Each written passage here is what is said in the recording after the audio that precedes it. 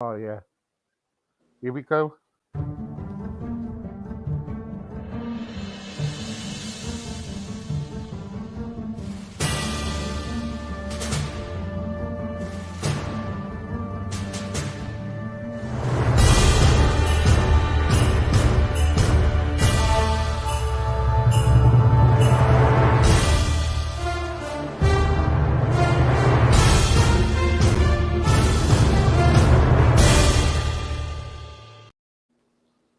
Hello and good evening, guys.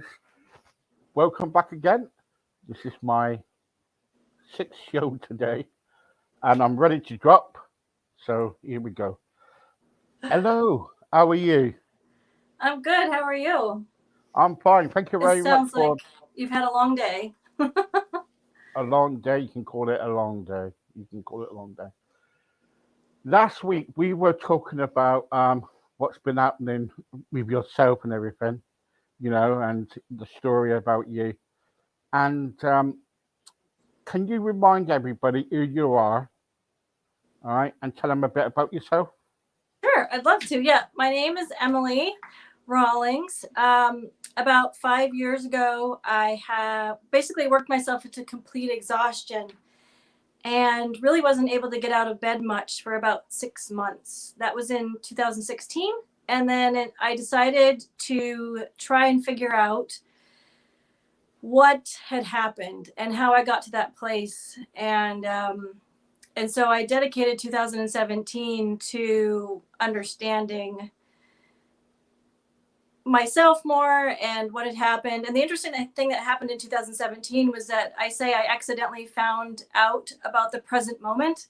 I say accidentally because I really was so tired emotionally and physically that I really couldn't get out of bed. So I was sitting a lot. And I realized that in this space I could breathe. So I started to just breathe. And I started to really feel some shifts inside of me. I felt like I was connecting to something. Um, and I was starting to understand about myself more. And so I really started to explore that more in 2017 and found the space where I learned about myself and I developed self-care practices. I found out that I had anxiety since I was about 10. So that was about 35 years of really not knowing how high my level of anxiety was, which was definitely part of what had happened to me. Uh, and so I developed this process I call Be the Moment process from my experience in 2017. It's a seven step mindfulness practice that I have available for free for anyone who is interested. And then in 2020, I wrote a book based on my experience that will be available the end of this month. And that's called Foundation. So that's me in a nutshell right now. Hmm. The present moment, you mentioned the present moment. What is the present moment for you? Oh, that's a great question. And I've spent a lot of time thinking about it because it's so simple. At the same time, it's really hard to explain. At least it has been for me. So essentially, the present moment is all that there is because we only ever exist right now. So sometimes for someone that deals with anxiety, we tend to be future focused. So so that's what was happening to me was I was putting myself into a future place rather than being a present moment. So how I'll describe it right now is my breakthrough was when I could sit right here. Like, so right now I'm sitting in this chair and I could close my eyes and I can breathe. So if I am future focused and I'm worried about something that may or may not happen in the future, um, which happened to me a lot, uh, I could, if I find that happening for me, how I say that I connect to present moment is I can say, okay, I'm sitting in a chair right now, currently in this exact moment. My body is sitting in a chair and my eyes are closed and I'm taking a deep breath. And very often what I would say was, I'm fine. Everything's okay. I'm safe right now in this little box that I've created for myself. which is now, which is present moment. And the really cool thing about present moment is, it's like I said, it's really all that exists, because the only place your body ever is now. The only place you can ever breathe is now. The only place your heart beats is now. The only place where all of your senses are gathering information, seeing, smelling, tasting, touching, hearing, is now. It's just that for a lot of us, we have forgotten that, and we'll either really focus on past things or future things, and that takes us out of present moment. Great, great. The I can't see you anymore, Steve. Where'd you go? I'm here. I'm still here. What are Okay. your seven? What are your so? What are your seven techniques? Say. What are you? So what are they? What are Oh, the seven? great question. Yeah. So from 2017, my experience of basically emerging out of my exhaustion and exploring this concept of present moment, I realized, at least for me, that there were 7 different layers, 7 different steps of that we could use, that I could use to connect to present moment. And as I shared those with people, they seem to really resonate. And the more I talk with people, I find that there's a common thread. So the 7 steps are, first of all, is connecting to your breath. So Steve, you and I did that a couple of shows ago, where we just connected to our natural breath. And you Well, I'll can tell you do what. that. Let's. I'll take my spectacles because I don't need them at the moment. But let's do this. Let's do the Sure. 7 steps. You want to? Yeah, let's do it. Let's do Okay. it. Okay, yeah, I'll do them. In my practice, I spend about 5 minutes or more on each step, but I can do it, like, I can go through it pretty quickly. So we'll just kind of touch on each step. Okay. So Right. yeah, if you want, you can close your eyes. And the first step, and I'm going to talk you through it so you know what we're doing. So each of the steps. The first step is to connect to the breath. So if you feel comfortable, you can close your eyes. And all we're doing is connecting to our natural breath right now. So we're not changing our breath at all. We're just becoming consciously aware of the breath. So a big part of mindfulness is present moment awareness. So what we're doing with the breath right now is just becoming aware of the breath, consciously aware. Just noticing as it goes in and out. And we can play with it a little bit if you want. You can take a deeper breath, so inhaling through the nose and exhaling through the mouth. And you can notice, there's so many things you can notice about the breath. You can notice how it sounds as it comes in and as it goes out. There's a lot of different things you can do. You can notice how it feels. You can notice your chest rising and falling. And so that naturally goes into the second step. So the second step for me is be the body. So we did be the breath, and now be the body.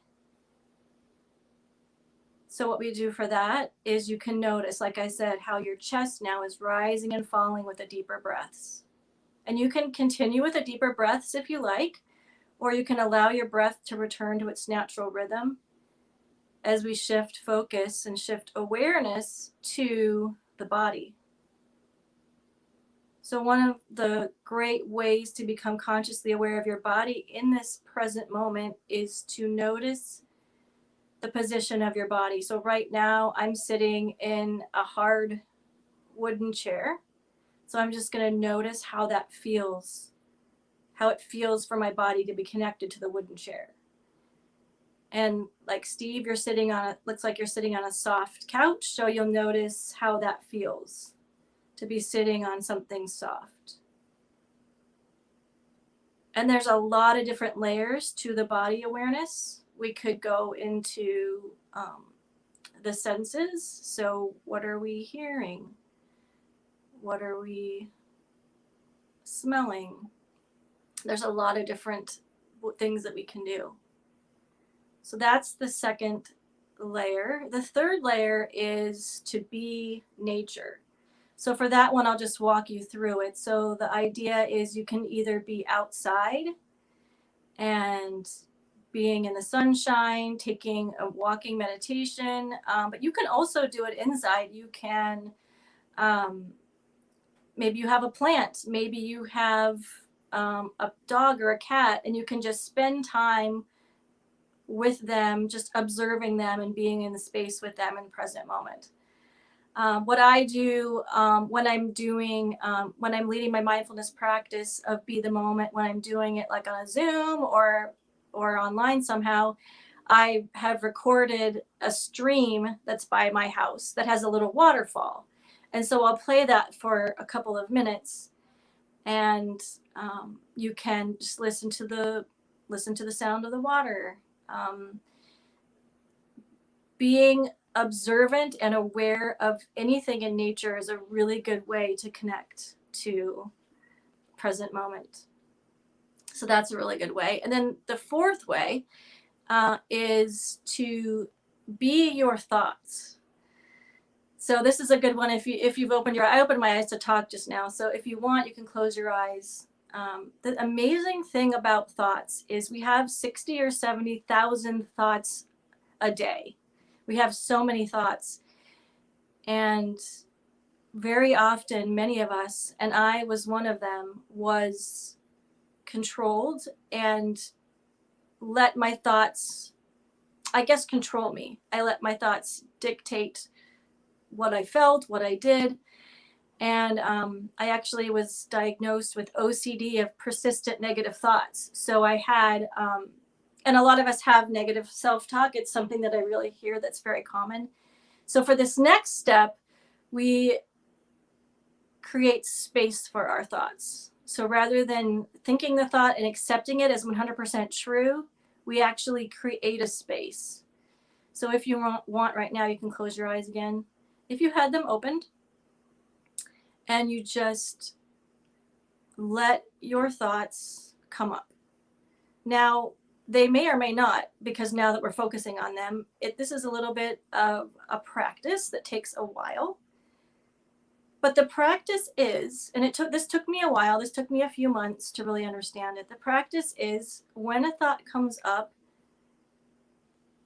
just acknowledging it. So maybe the thought is, oh, I have no thoughts coming up. Or maybe the thought is, oh my gosh, I have so many thoughts coming up, I can't even focus on one. Well, that's a thought. Maybe it is, oh, this is weird. Why are we doing this? And that's a thought. Or maybe you're like, oh gosh, I'm hungry. I want to eat something. So or it could be like, I have so much stuff to do tomorrow. There's all these different thoughts, and they're all fine.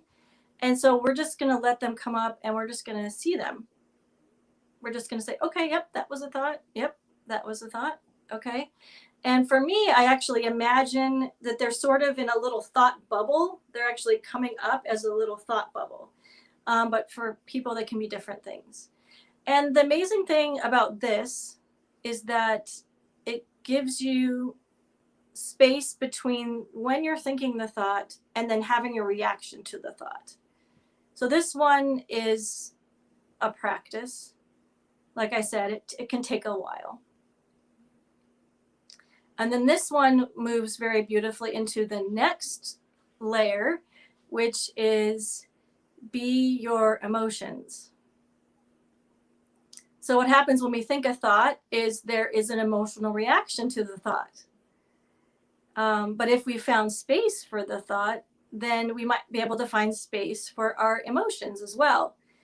So this step is interesting because you're feeling the emotions and you feel them in your body.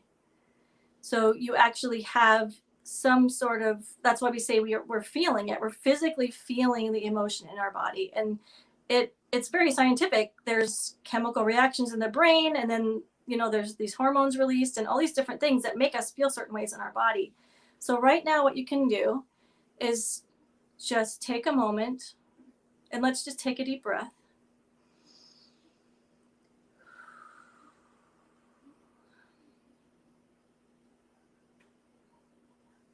Take a couple of deep breaths. Just kind of clear our minds a little bit. And then just see if you're sensing any emotions right now. And there's no right or wrong here. It's just like with the thoughts. You can have any thought, so you can also have any emotion. So just, are you feeling, sad or sleepy or peaceful or anxious? You could also have a combination of feelings. So we're just actually allowing the space for the emotions. And why this was so big for me was because being someone that had such high anxiety, if I started to feel any sort of emotion, strong emotion that was making me feel anxious, I would try to push it down. I'm getting worried about this. I'm getting stressed about that. And I would try to push it down. And what I learned was like pushing the emotions down actually makes them bigger. It doesn't make them go away. So that was one of the reasons I had my breakdown, is because I knew that the anxiety wasn't good. So I was pushing it down. And then it just, so in this space right now, what I do is if I'm feeling any sort of heightened emotions, especially if I associate them with anxiety or stress or worry, is I let myself be with the emotion and I let myself acknowledge it. And I'm like, and I just breathe. And sometimes you can even find the emotion is somewhere in your body. Like you might feel it, like, oh, it's really in my neck. I'm really feeling stress. I'm really feeling a lot of pressure and tightness in my shoulders, or I'm feeling like pressure in my chest, or maybe you have a stomach ache. I very often, when I had a lot of anxiety, I would get a stomach ache. So maybe your emotions, maybe you're feeling something in your stomach. So for this mindfulness practice, we're just being with the feeling. We're not telling the feeling that it's bad. We're not judging ourselves for having the feeling. We're just being with the feeling. And this one can take some time depending on where you're at and how you're feeling. So that's the next layer. And like I said, I go into this more in the process itself. I'm just touching quickly on all of the steps. And the next step is be movement.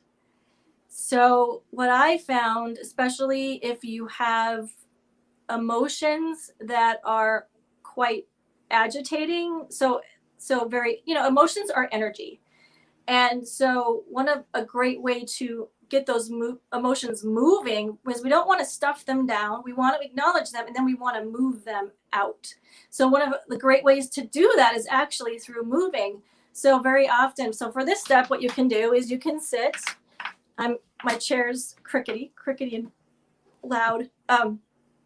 Is sometimes I'll just close my eyes and I'll inhale. I'll just roll my shoulders, or maybe it feels good to like inhale, reach your arms up.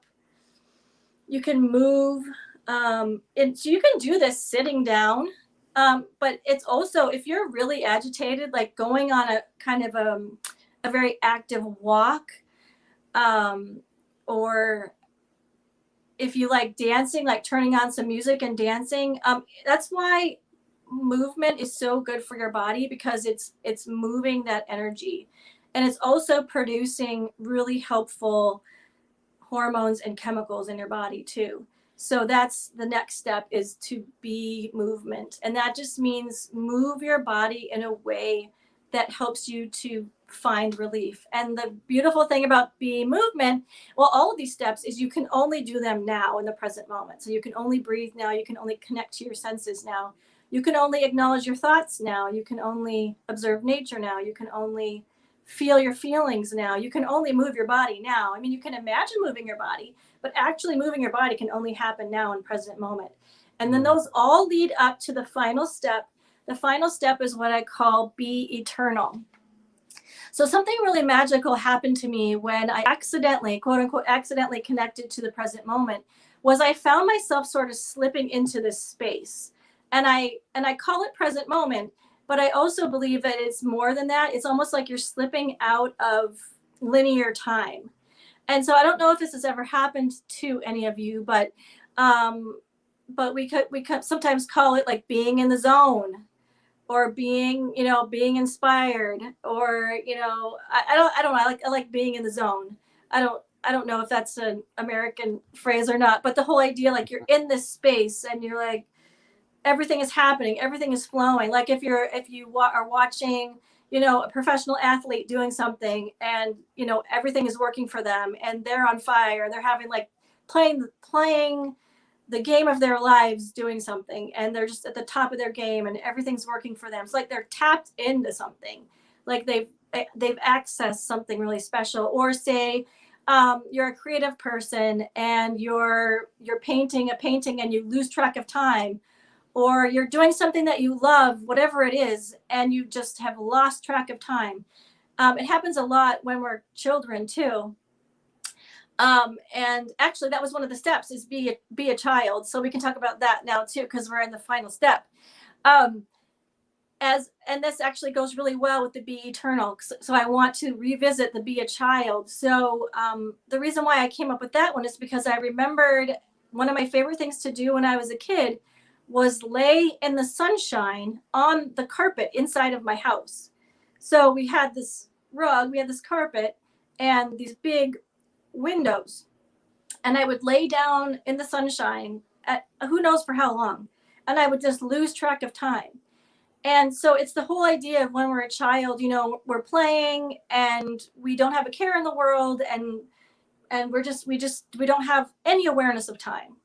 So that for me is the aspect of be the child. And a child knows how to be in present moment. They're just naturally in present moment. It's just that us as adults, with all demands on our life and the different things that we deal with, we've forgotten and we've become disconnected from present moment.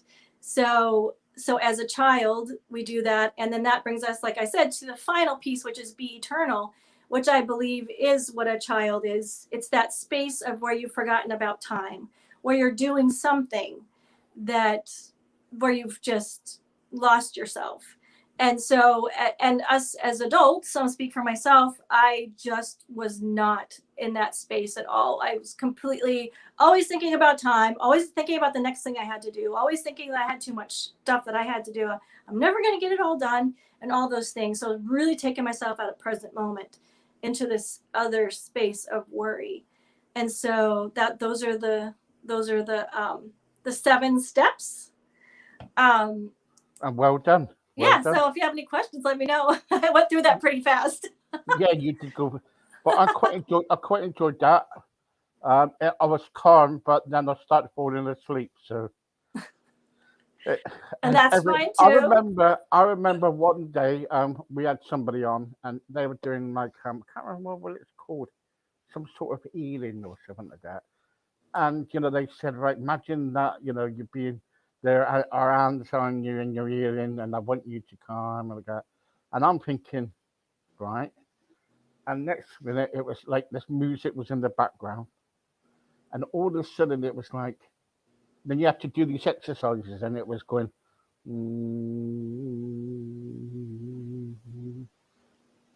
Then I went, and I had to apologize in the end because I just fell asleep. And she said to me, she said, "That's what I wanted you to do Mm. because you have problems sleeping, don't you?" And I said, "How did you know that?" She said, "Well, that's why I wanted you to go to sleep." Oh, that's beautiful. I love Yeah, that. yeah. That's great. So if someone kind of like it's got like, and so, does it work then? So your 7 steps, does it work if someone is suffering with like anxiety, or like he's got mental health problems, severe mental health? Can that be a way of kind of like being healed?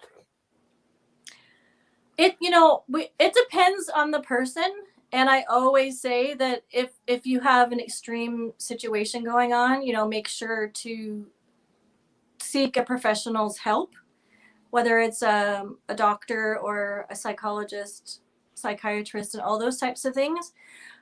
What I found for myself, and I do know that there's scientific research and there's scientific documentation that breathing and mindfulness practices and meditating, it does scientifically help to alleviate feelings of anxiety. It does depend on the person, but the research has shown that, and that has been my experience. That if I feel myself getting anxious, I will just ground myself in space. So I'll like touch. A lot of it can be just like touching, like I'm touching a chair, and I focus on touching the chair and what that feels like. And then I just take some deep breaths, and it's conscious breathing. So the idea is that I'm not just breathing, but I'm really focusing my mind on the breath. So the conscious piece is the awareness piece is the important piece, because it does something to your brain where it gives your brain something else to focus on, which is why the grounding works, why all of those steps, actually all those 7 steps, is all to give your mind something else to focus on, rather than the thing that is causing you upset of some kind.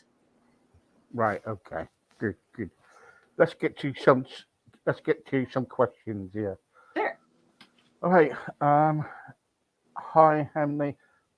Um, what can I do to go on to the 7 stage plan? That was really good. I did it with you, and I found it really easy. And when I started doing the breathing, it was relaxing. I felt like I was floating in air. Mm. Oh, awesome. And who's this? This was Beth. Hey, Beth.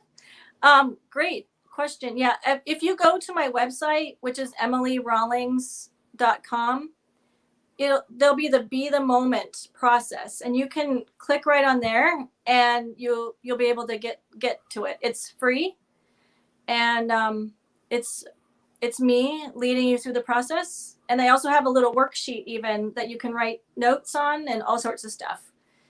So it's Yeah, yeah. available. It's for free. Yep.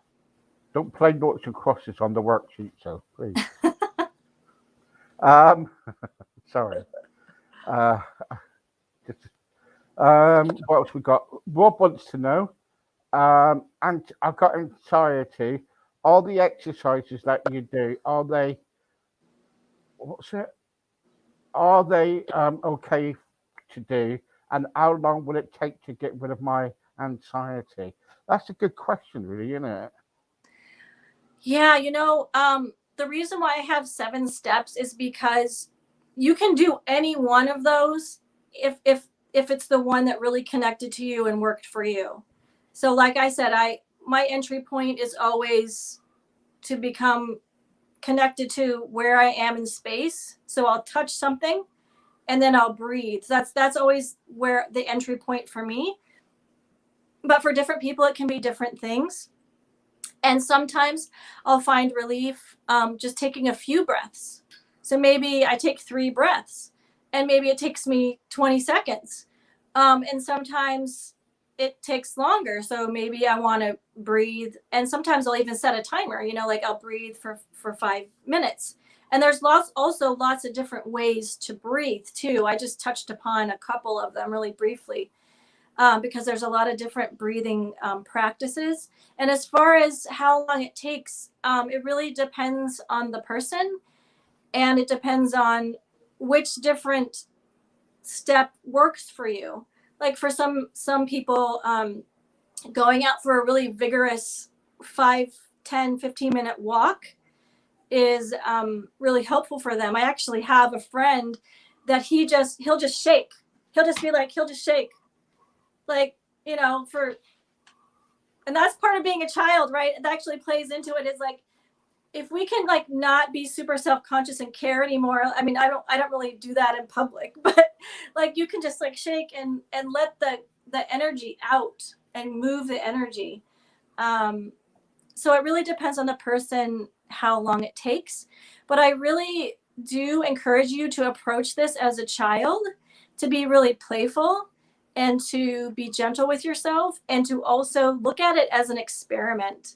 So it's an experiment, and you're just trying to figure out like, okay, that thing kind of worked for me, I liked that, but that thing didn't really work. And so you're just experimenting and trying different things to see what might work for you. So it's a really personal, it's just a really personal thing, what will work for you and what might not. Because you work on self love too, don't you? Right. Yes. Yeah. Yeah, So that's a big part of this for sure. yeah. So explain to everybody what is self love. Well, for me, self love, it actually, I had an experience where I connected to my true self and felt this like outpouring of worthiness and acceptance of myself. And that doesn't happen to everyone. Not everyone has an experience like that. But out of that experience, I came to know that we truly are complete and whole, and nothing needs to be fixed inside of us. So what I found was that much of my anxiety was caused because I thought there was something wrong with me, and I thought that it needed to be fixed. And so I was saying, oh, I'm stressed. I shouldn't be stressed. What's wrong with me? Like, or else I would make a mistake, and I'd be like, oh, why do I always do that? So the negative self-talk and all these different things are part, and I realized they were all rooted in the fact that I didn't think that I was enough, that I thought I needed to be fixed. And so that's a whole huge topic, self-love. But what I will say is I do truly believe that none of us need to be fixed, and we've just forgotten that. And the thing that I started to say to myself, my mantra, as it were, was I would just say, be gentle, be gentle with myself. I need to be gentle with myself. So I would just take a deep breath.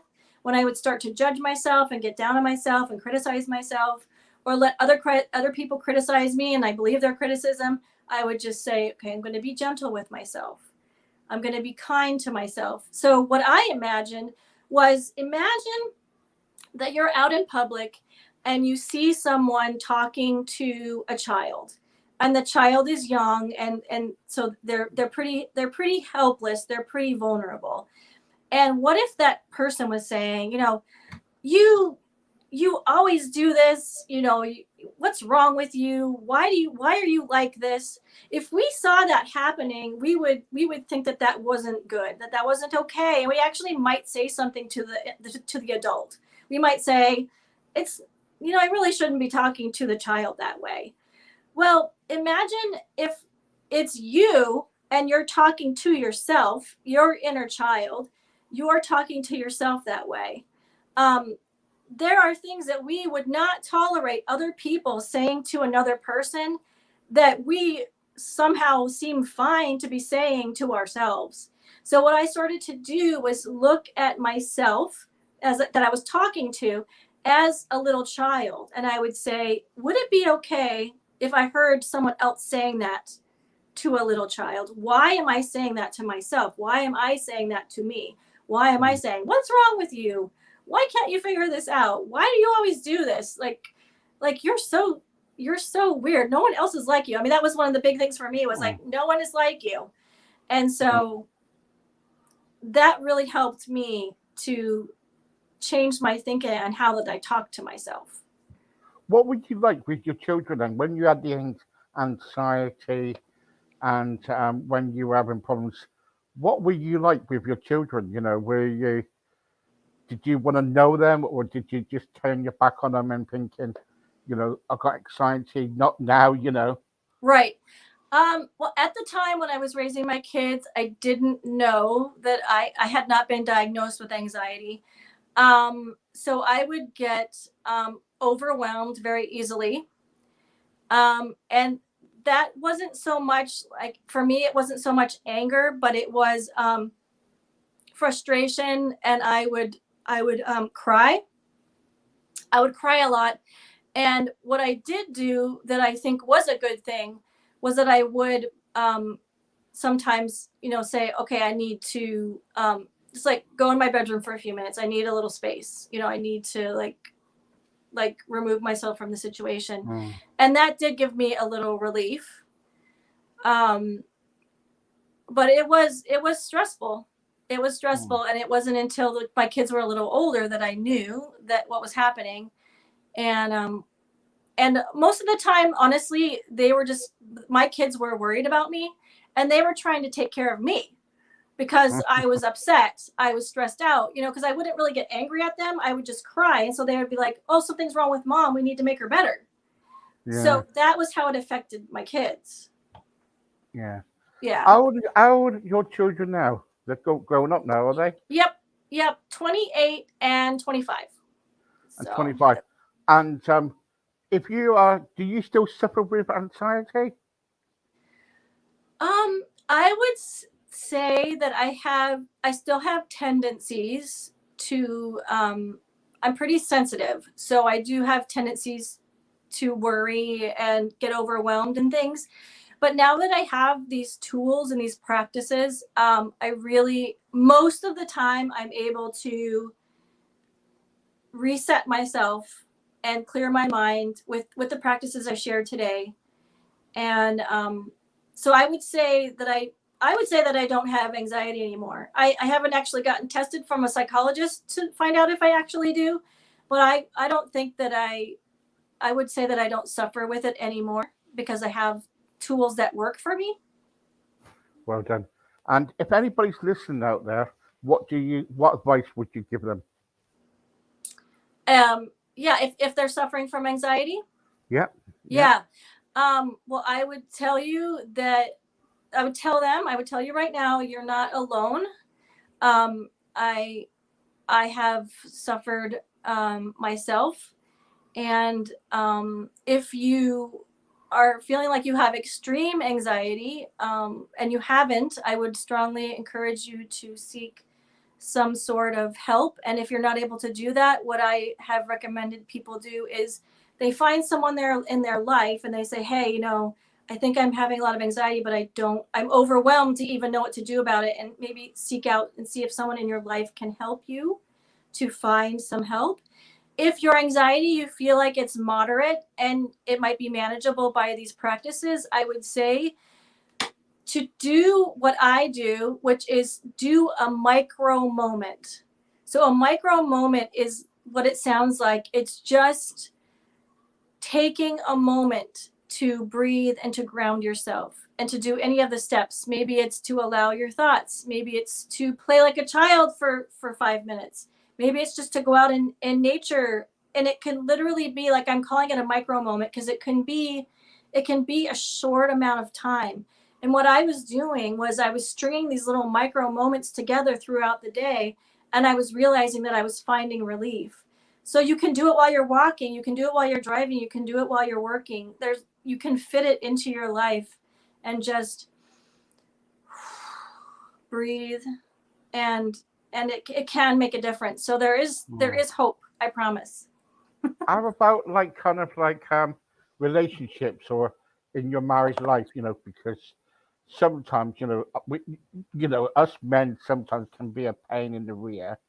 Where you know, how do you cope with that? How do you cope with um kind of like say like if your husband is putting pressure on you, or if he's kind of like being a pen in the backside, and you got you know, all that kind of like anxiety kind of hitting you all at once, and you're thinking, oh, I really want to hit him with a bottle or something, but I don't want to, How do you cope?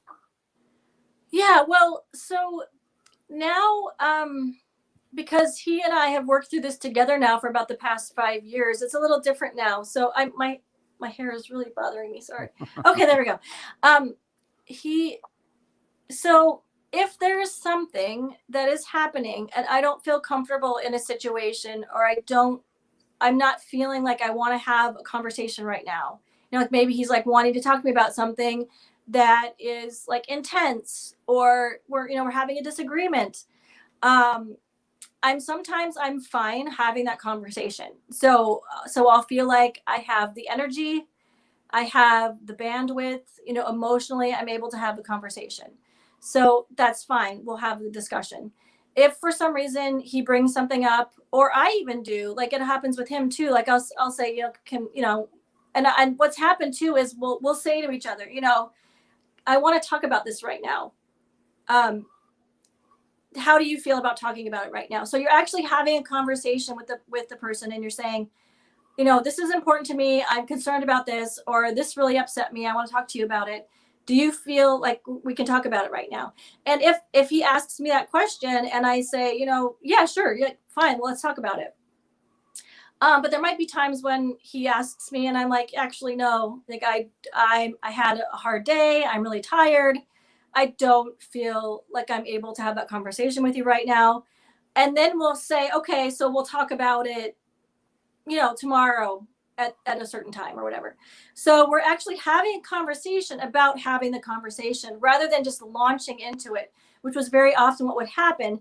And if I was feeling overwhelmed and I was having anxiety, I would just lose it. I would just, and like I said earlier, me losing it was just crying and getting really, really upset. So I didn't usually get like angry and yell, but I would just cry.